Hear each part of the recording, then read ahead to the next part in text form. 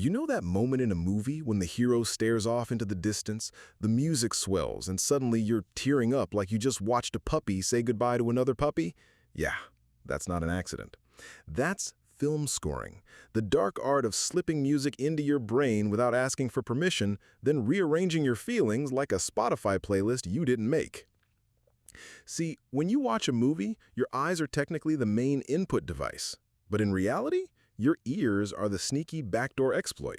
Directors know this, composers definitely know this, and together they be emotionally manipulating audiences since before sound was even synced to film.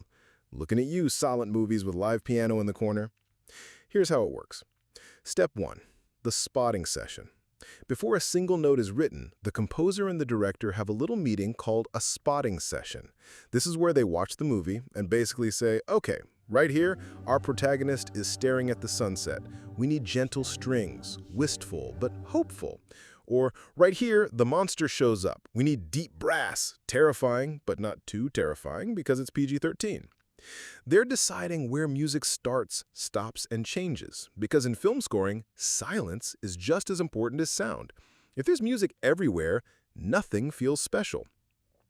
Step 2. Themes and motifs. A good film score is basically musical branding. Every major character, idea, or location might get its own theme. Darth Vader walks on screen? Boom! Imperial March. Even if you didn't see him, your ears just spoiled the scene. That's the power of a motif, a little chunk of melody that says, hey, you know who's here. The really sneaky scores weave these motifs into different moods. A happy scene might play a character's theme in major, and a sad one might play it in minor. Same DNA, totally different emotional impact. Step 3. Syncing to picture. Here's the technical sorcery.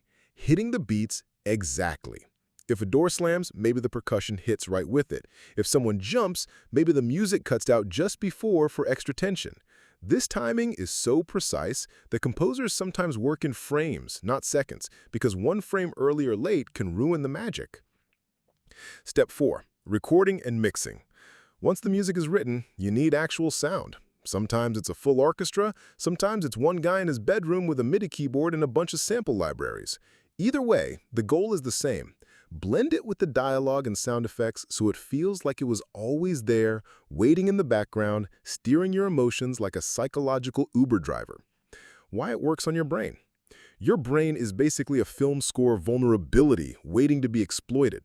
Music triggers your limbic system, the part of your brain that handles emotion way faster than logic kicks in. So when the violins swell, your body reacts before you've had a chance to go, wait, this is just a guy looking at a rock. That's why horror movies without music are weirdly not scary, and why you can watch an action scene on mute and it suddenly feels like a badly choreographed dance rehearsal. The unspoken rule: if the audience notices the music, you've probably done it wrong. A great score doesn't demand attention, it directs it. It's not the main character, it's the invisible hand guiding your eyes, heart rate, and sometimes your tears. Final thought. Film scoring isn't just about making pretty music. It's about control, emotional control. And the best composers do it so smoothly that you don't even realize it's happening.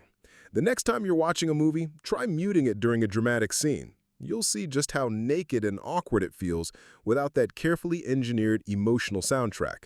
And once you've noticed it, you can't unnotice it.